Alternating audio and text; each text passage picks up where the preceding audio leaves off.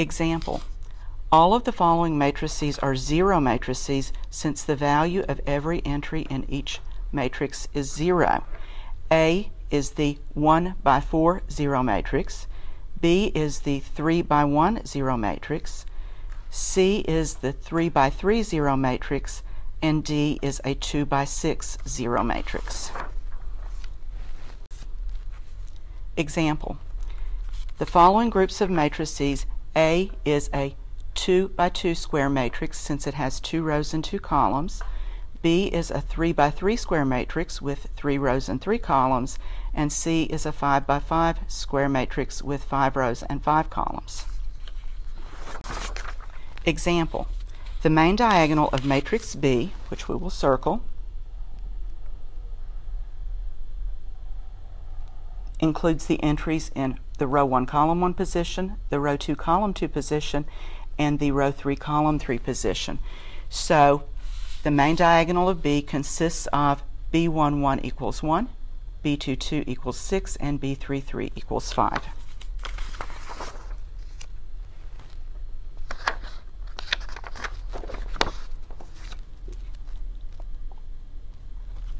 Definition: if matrix A is a square matrix and every entry not on the main diagonal of A is 0, then A is a diagonal matrix. Example: matrices B and I are diagonal matrices since if we identify the main diagonal in each matrix and look at the remaining entries in the matrix, every entry not on the main diagonal is 0. Therefore, both matrices are diagonal matrices. Example: in the following matrices, A is the 2 by 2 identity matrix since we have 1s on the main diagonal and 0s elsewhere, and it has 2 rows and 2 columns. B is the 3 by 3 identity matrix with 1s on the main diagonal, 0s everywhere else. And C is the 4 by 4 identity matrix with 1s on the main diagonal and 0s everywhere else.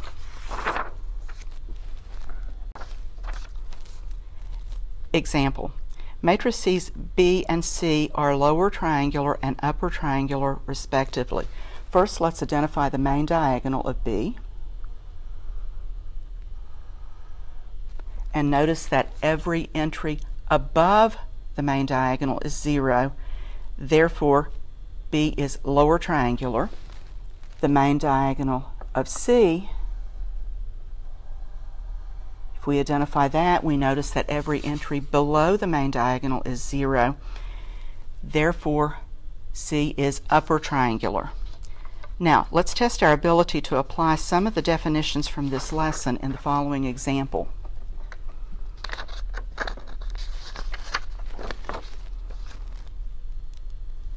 Example: let matrix A be defined as follows. So we have a rather large 5 by 5 matrix. So let's first identify the main diagonal of A. That will help us with any categorization that we wish to do. First question: does matrix A match the definition for any of the special matrices in this lesson? If we look at the main diagonal, we see below the main diagonal that every entry is 0. Therefore, A is upper triangular.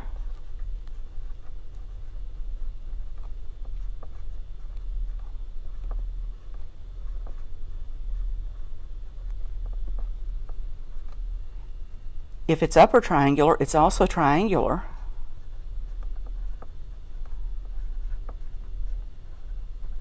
And probably most basic, since A is 5 by 5, it's also square. Okay. What is the product of the elements on the main diagonal? We've already identified the main diagonal, so the product of the elements on the main diagonal will be 1 times 2 times 3 times 4 times 5 equals 120.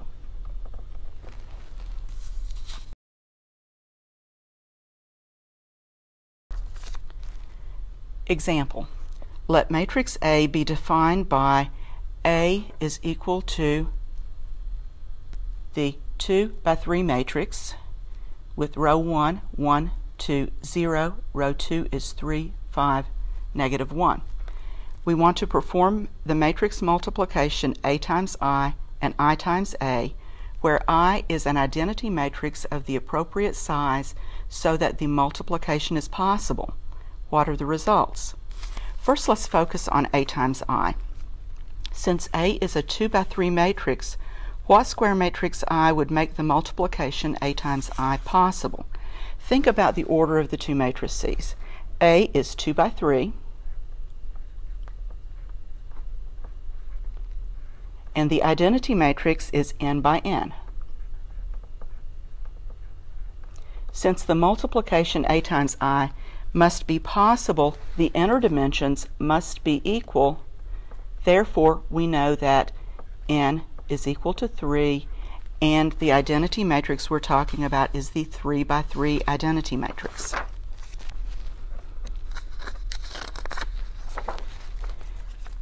Therefore, A times I is matrix A times the 3 by 3 identity matrix.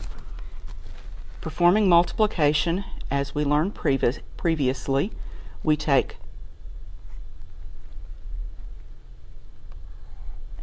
matrix A times I. A is 2 by 3.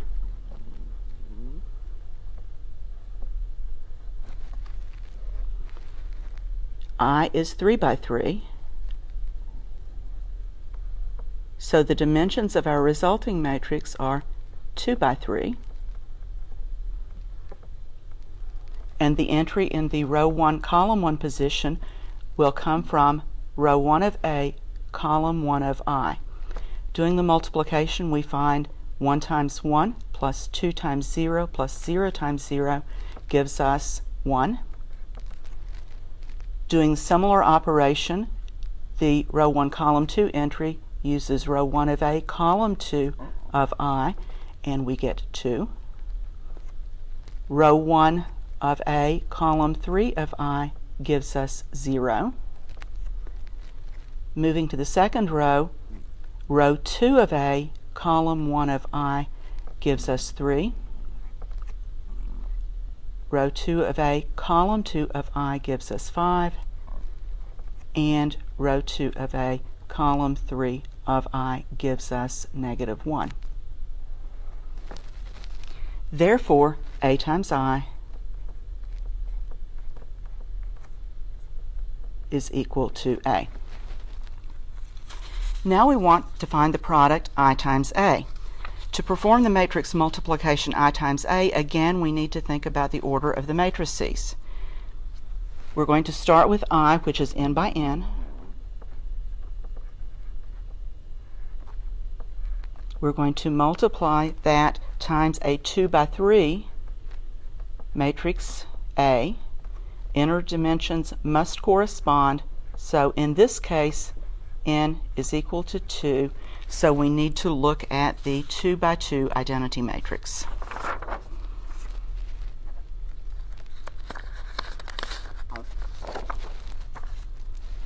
The product I times A, we're looking at 2 by 2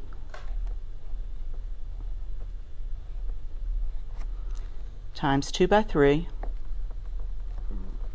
So our resulting matrix will be 2 by 3 using the outer dimensions.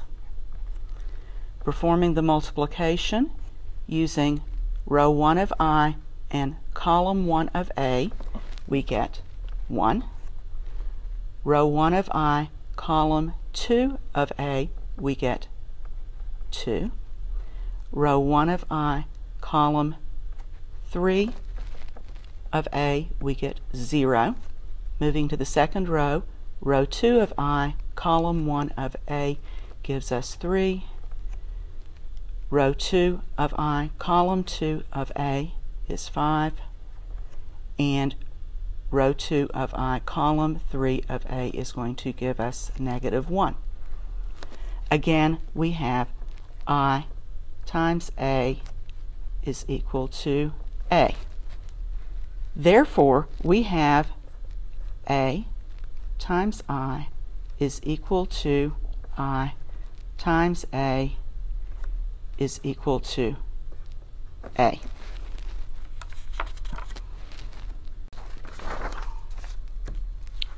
Example, is matrix B the inverse of matrix A, where A is the 2 by 2 matrix with entries 1, 1 in the first row and 2, 3 in the second row.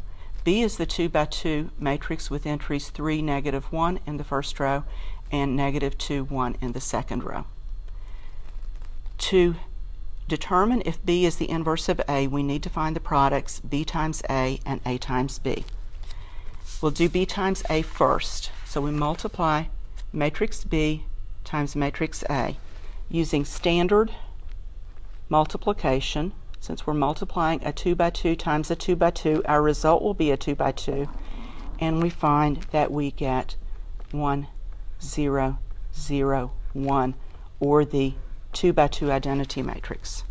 So we're halfway there. Now we need to prove that A times B is also equal to the 2 by 2 identity matrix. Completing the multiplication of A times B, we find that we also get the 2 by 2 identity matrix. Since AB is equal to BA is equal to I, B is the inverse of matrix A.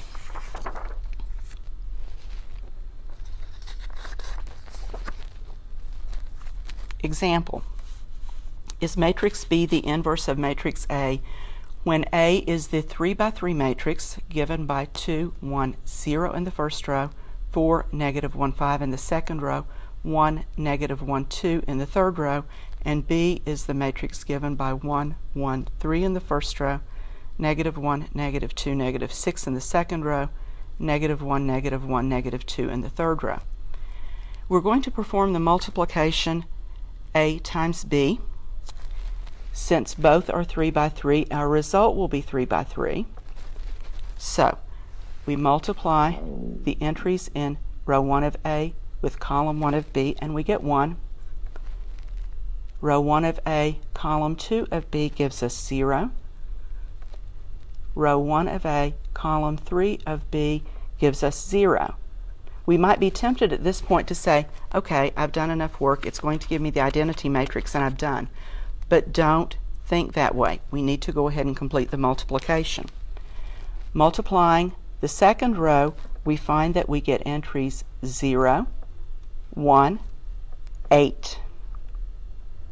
At this point, we know that B is not the inverse of A, but if we complete the multiplication, we get 0, 1, 5 for the third row. Since A times B is not I, then B is not the inverse of A.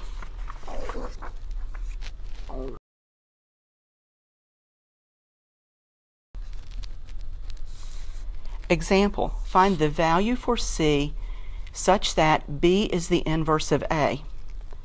B is a 3 by 3 matrix with entries negative 1, 1, C in row 1, negative 3, 3, and 4 in row 2, 1, 0, 2 in row 3. A is a matrix with entries 6, negative 2, 1 in row 1, 10, negative 3, 1 in row 2, negative 3, 1, 0 in row 3. In order for B to be the inverse of A, B times A must equal the 3 by 3 identity matrix, and A times B must also equal the 3 by 3 identity matrix. We're going to start looking at B times A equals the 3 by 3 identity matrix. So we need to perform the multiplication. Again, I'm multiplying 3 by 3 times 3 by 3, so my answer will be 3 by 3.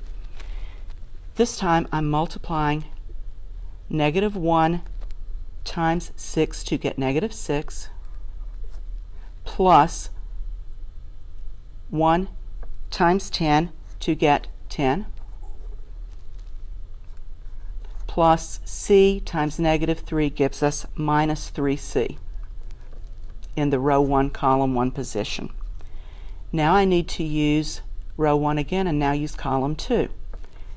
This is going to give me 2 minus 3 plus C. And using row 1 and column 3, I get 0. Completing the multiplication, I get 0, 1, 0, 0, 0, 1. Now remember, this must equal the 3 by 3 identity matrix. So this must equal 1, 0, 0, 0, 1, 0, 0, 0, 1. By definition of matrix equality, therefore, it must be true that negative 6 plus 10 minus 3C is equal to 1, and 2 minus 3 plus C is equal to 0. Solving either equation for C gives us C equals 1.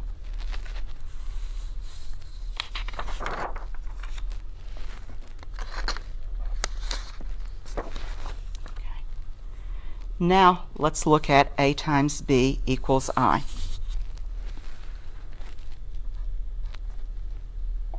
Again, we have a 3 by 3 matrix. Starting the multiplication, we get 1 in the row 1, column 1 position, a 0 in the row 1, column 2 position, but now when we multiply row 1 with column 3, we pick up the variable C in our answer. Multiplication using row 1 of A, column 3 of B gives us 6C minus 8 plus 2.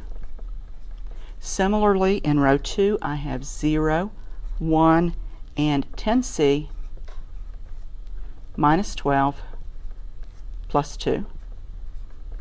And my third row is 0, 0, negative 3C plus 4 plus 0.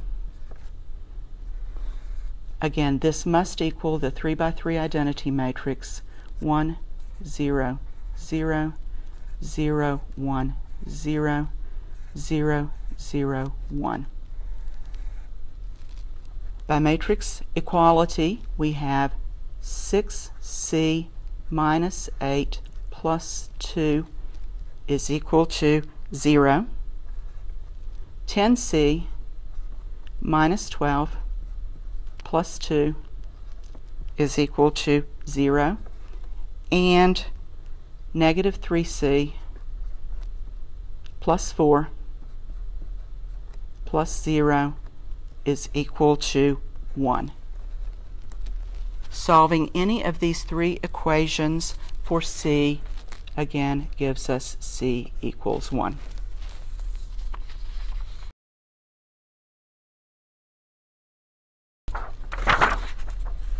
There is a simple rule for finding the determinant of a 2 by 2 matrix.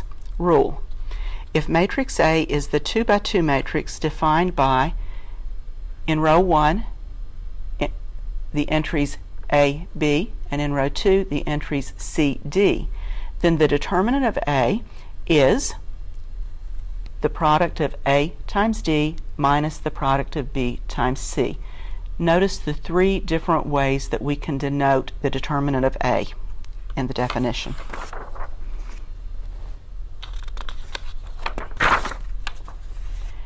Example: find the determinant of M when M is the matrix defined by, in row 1, 1, negative 2, and in row 2, 3, negative 1. So M is a 2 by 2 matrix and it fits our rule. Therefore, determinant of M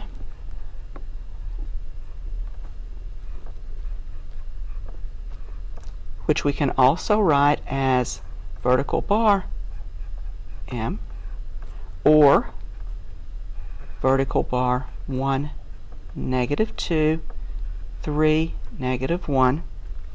Any of these notations denote the determinant, and using our rule we have 1 times -1 minus -2 times 3. This will be -1 plus 6, or a value of 5 for the determinant. The determinant of a diagonal or triangular matrix. As was the case with the 2 by 2 matrix, there is also a simple rule for calculating the determinant of a matrix if the matrix is either diagonal or triangular. Rule: if A is an n by n diagonal matrix, or if A is an n by n triangular matrix, then the determinant of A is the product of the elements on the main diagonal of A. Determinant of A is equal to entry A11 times entry A22 times entry A33, and so forth, ending with times entry ANN.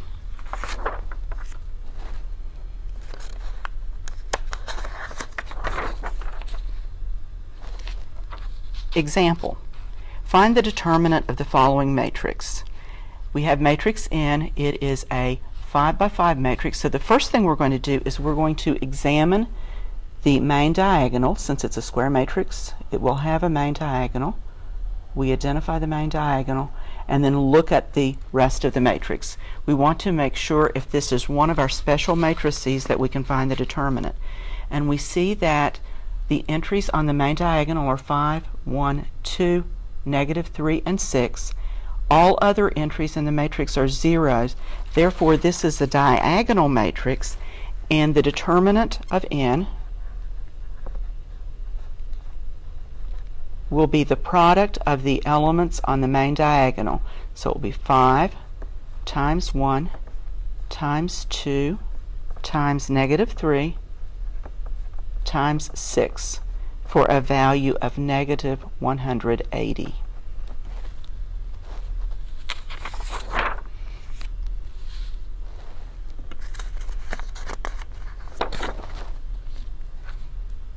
Example: find the determinant of the following matrix K. K is a 4 by 4 matrix, so it has a main diagonal. So the first thing we do is identify the main diagonal to determine if this is one of our special matrices, either triangular or a diagonal matrix. And we notice that all entries below the main diagonal are zeros. Therefore, K is upper triangular.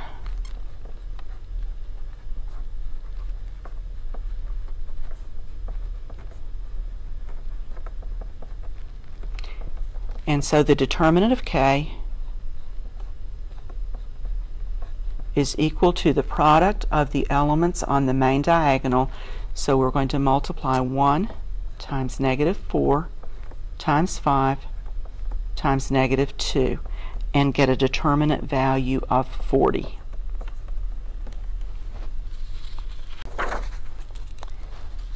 Example: does the matrix I4 or the 4 by 4 identity matrix have an inverse? Solution: I4 is equal to the 4 by 4 identity matrix. So we have 1, 0, 0, 0 in row 1, 0, 1, 0, 0 in row 2, 0, 0, 1, 0 in row 3, and 0, 0, 0, 1 in row 4. Since this is a square matrix, we know we have a main diagonal. Every entry not on the main diagonal is 0 by definition, and so we know that the determinant of I4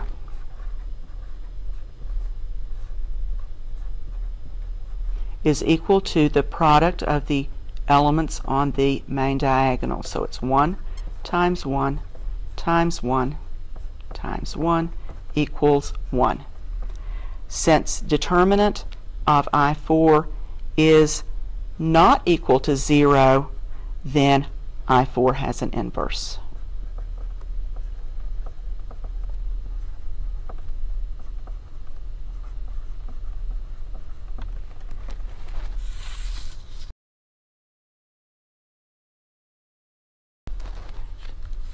Example, for what value of B does A inverse not exist, where A is the 2 by 2 matrix with entries in the first row 2, B, and in the second row 1, negative 3.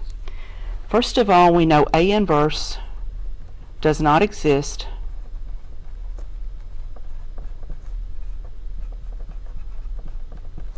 if the determinant of A equals 0.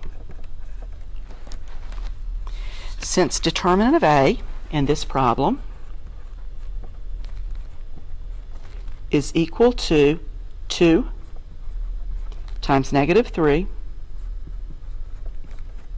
minus B times 1, we simplify and we get negative 6 minus B for the determinant of A. So we're going to solve negative 6 minus B equals 0 to find the value of B that will make determinant of A be 0 and therefore mean that A inverse does not exist. Solving gives B equals negative 6.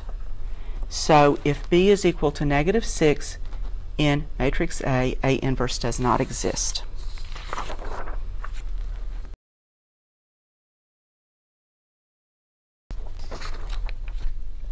Now let's examine how multiplication of this type can be helpful in an application problem. Example, for the release of a certain movie, a local movie theater sold tickets for its morning, afternoon, and evening shows. 3 types of tickets were sold for each time: adult, child, and senior. The specific details of how many of each type of ticket was sold for each showtime is shown in the following table. The rows give us the type of ticket: adult, child, and senior. The columns tell us which show: morning, afternoon, and evening.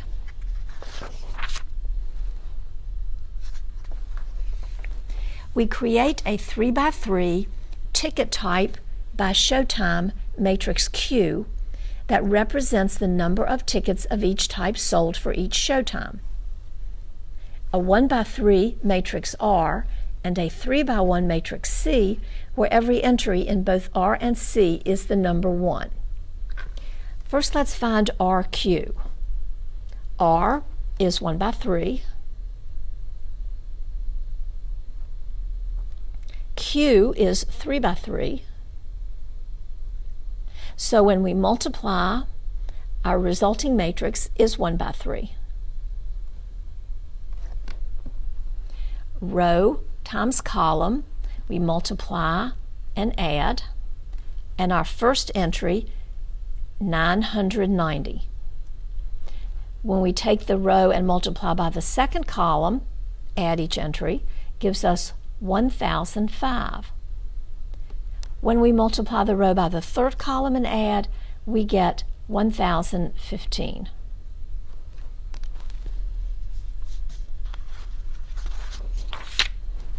So let's analyze these results.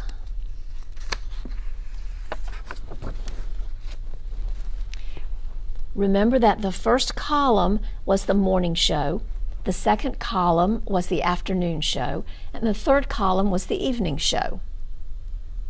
So the product RQ is a 1 by 3 matrix that sums the columns of Q.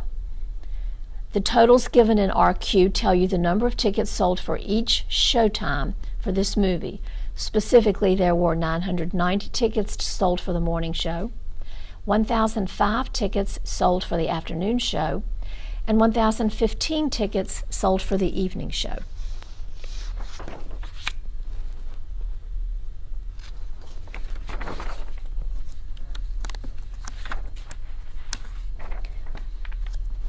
Recall the matrices we are using are Q, R, and C. Next, let's find QC. Q is 3 by 3. Matrix C is 3 by 1. Our resulting matrix is 3 by 1. So we multiply row by column, adding entries as we go, and we get 2,078. Multiply second row times the column, and we get 777. Multiply the third row by the column, and the result is 155.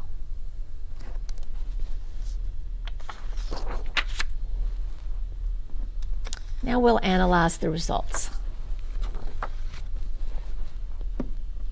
Remember that each row is a type of ticket.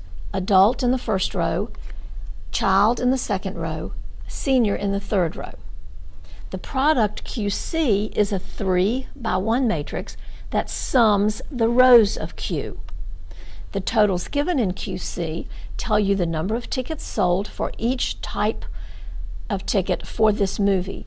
Specifically, there were 2,078 adults tickets sold in the first row, 777 child tickets sold, and 155 senior tickets sold.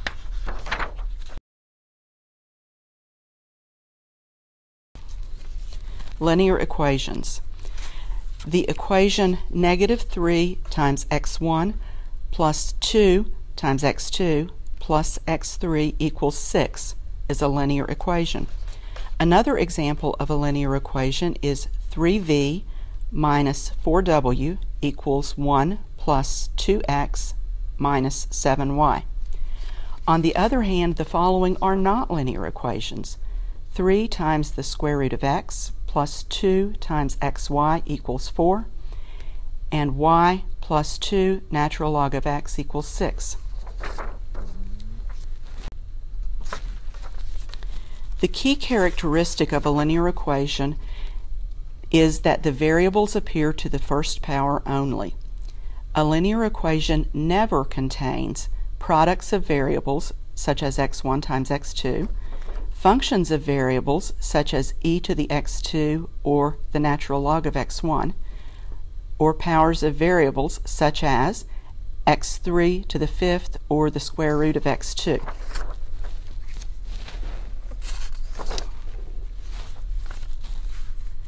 Example, is the equation x1 plus 2 x1 times x2 plus 3 times x3 equal to 4 linear?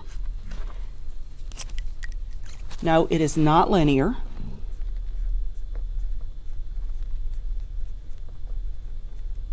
Because it contains the term 2 times x1 times x2, which is the product of two variables,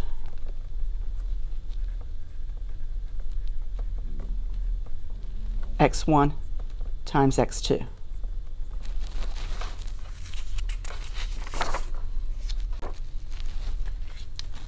Example, at the beginning of this lesson you were told that the following equations are not linear. For each equation, why is it not linear? The first equation is 3 times the square root of x plus 2 times x times y is equal to 4. This one actually is not linear for two reasons. First is it contains a power of x,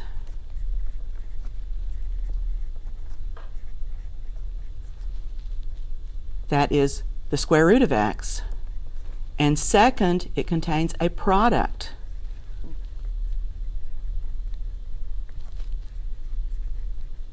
of two variables.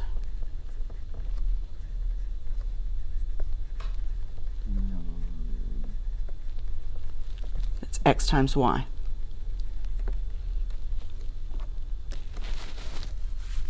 Number 2, y plus 2 times the natural log of x equals 6 is not linear because it contains a function of a variable.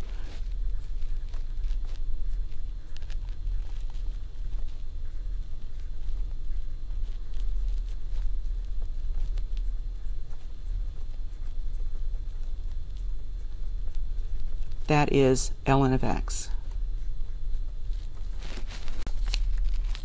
Example, consider the following system of two linear equations and two variables.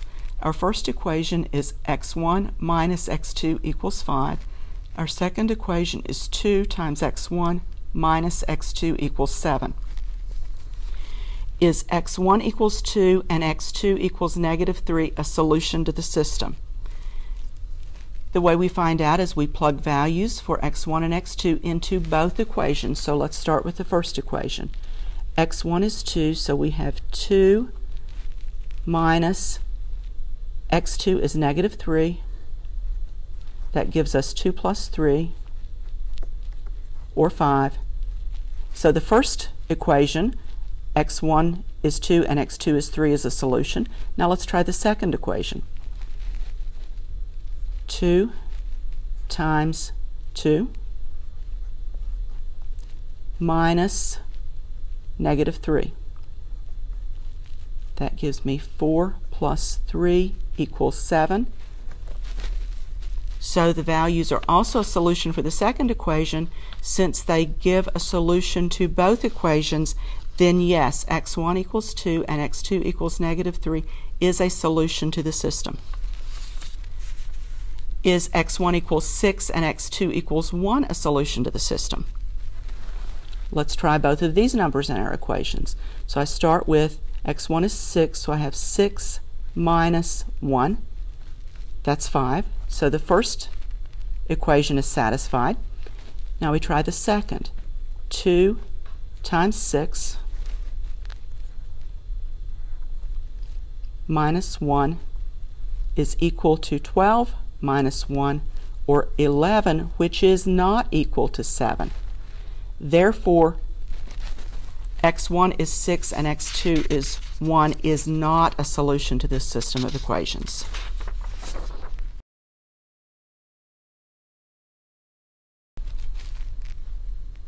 Example. Write the following system of linear equations as a matrix equation in the form ax equals b.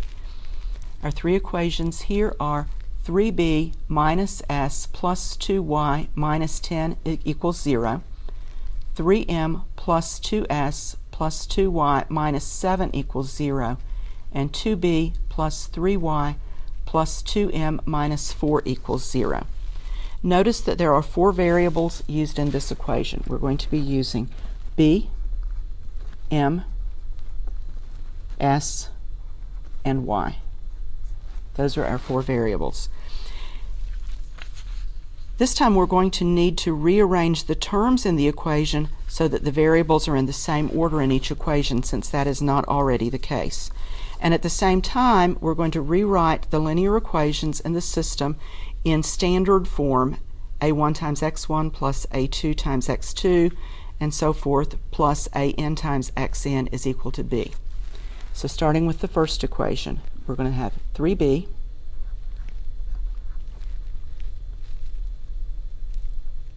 plus 0 times m, since there are no m's in the first equation, minus 1 times s plus 2 times y is equal to 10. For the second equation, keeping the variables in the same order, there are no b's in the second equation, so we start with 0 times b plus 3 times m plus 2 times s plus 2 times y is equal to 7. And in the third equation, 2b plus 2m. No s's in that equation, so we have 0 times s plus 3y is equal to 4.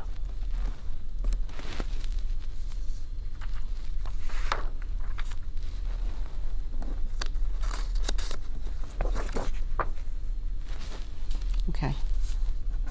Using the system the way we now have it written, it should be easy to find the coefficient matrix A, the variable matrix X, and the constant matrix B.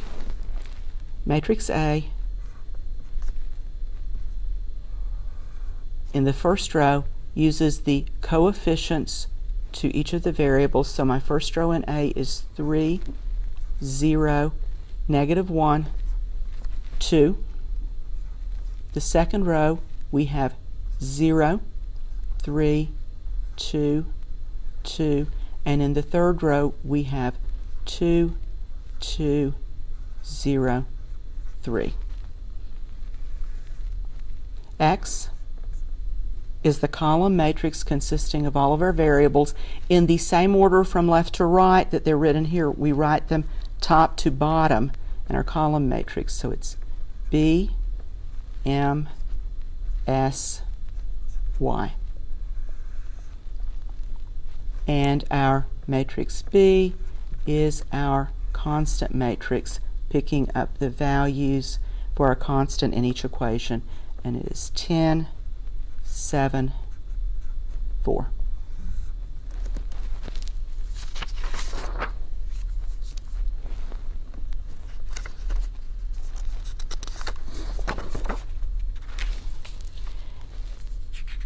Now use matrices A, X, and B to write the system of equations in matrix equation form. So we're going to write A, 3, 0, -1, 2 in row 1, 0, 3, 2, 2 in row 2, 2, 2, 0, 3 in row 3, times X, column matrix with B, M, S, Y, is equal to the column matrix with entries 10, 7, 4.